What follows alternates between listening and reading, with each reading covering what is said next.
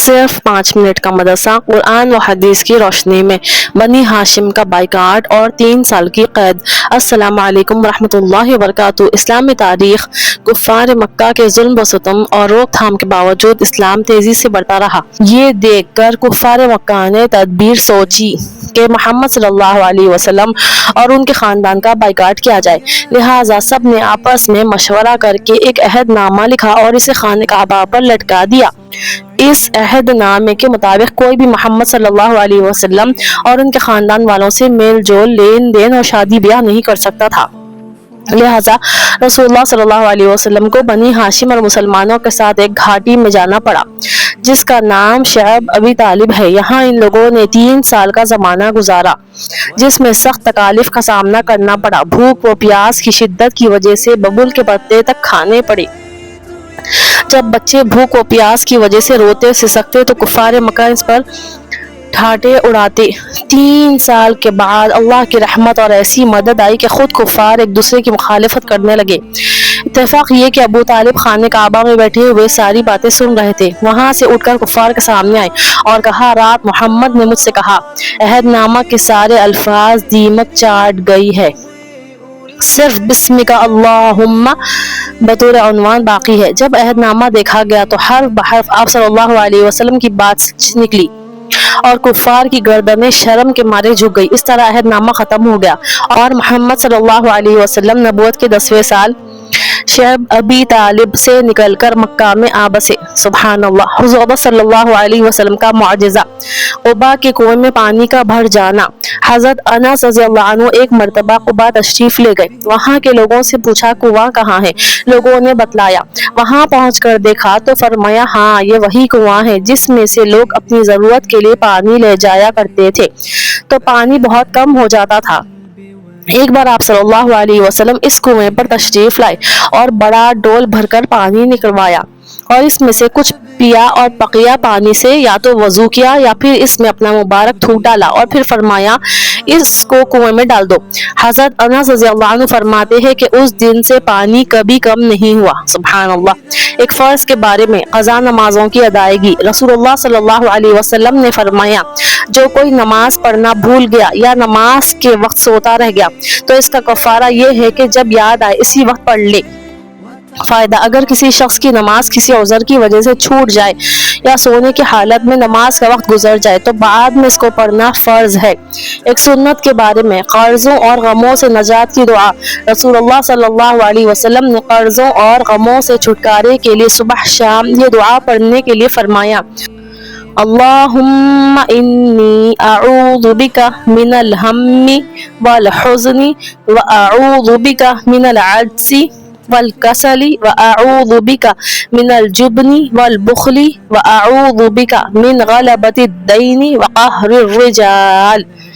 ایک اہم عمل کی فضیلت، 3 کام کرنے کی کوشش کرنا۔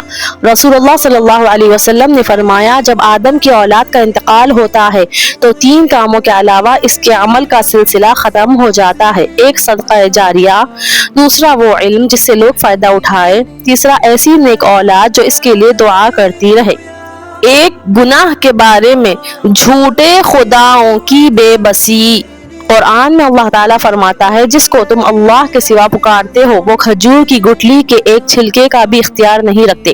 اگر تم ان کو پکارو بھی تو وہ تمہاری پکار سن بھی نہیں سکتے، اور اگر بالفرض سن بھی لے تو تمہاری ضرورت پوری نہ کر سکیں گے، اور قیامت کے دن تمہارے شرک کی مخالفت و انکار کریں گے۔ اللہم احفظنا۔ دنیا کے بارے میں، دنیا کی چیزوں میں غور و فکر کرنا۔ قرآن میں اللہ تعالیٰ فرماتا ہے، اسی بارش کے پانی کے ذریعے اللہ تعالیٰ تمہارے لیے کھیتی، زیتون، کھجور، انگور اور ہر قسم کے پھل اگاتا ہے۔ یقیناً ان چیزوں میں غور و فکر کرنے والوں کے لیے بڑی نشانیاں ہیں۔ بے شک آخرت کے بارے میں، جہنم کے دروازے کا فاصلہ۔ رسول اللہ صلی اللہ علیہ وسلم نے فرمایا، جہنم کے 7 دروازے ہیں، ہر 2 دروازوں کے درمیان کا فاصلہ ایک سوار آدمی کے 70 سال چلنے کے برابر ہے۔ اللہم احفظنا۔ اللہ ہم سب کو جہنم سے محفوظ فرمائے، آمین۔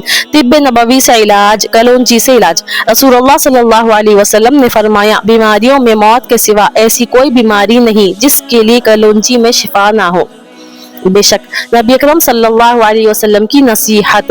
رسول اللہ صلی اللہ علیہ وسلم نے فرمایا اپنے نفع کی چیز کو کوشش سے حاصل کرو اور اللہ سے مدد چاہو اور ہمت مت ہارو، اور اگر تمہیں کوئی حادثہ پیش آ جائے تو یوں مت کہو کہ اگر میں یوں کرتا تو ایسا ہو جاتا، بلکہ یوں کہو کہ اللہ تعالیٰ نے یہی مقدر فرمایا تھا اور جو اس کو منظور تھا اس نے وہی کیا۔ بے شک یعنی جو بھی ہمارے اوپر مصیبتیں اور پریشانی آ جاتی، آنے سے پہلے تو ہم اللہ سے مانگ کے اور ہم تدبیر اختیار کر سکتے کہ ایسا کریں گے، ایسا نہیں، لیکن جب کوئی چیز آ گئی تو اب ہم اس کو یہ نہیں بول سکتے کہ میں ایسا کرتا تو ایسا ہو جاتا، بلکہ یہ بولنا ہے کہ اللہ نے یہی مقدر فرمایا تھا اور جو اس کو منظور تھا اس نے وہی کیا۔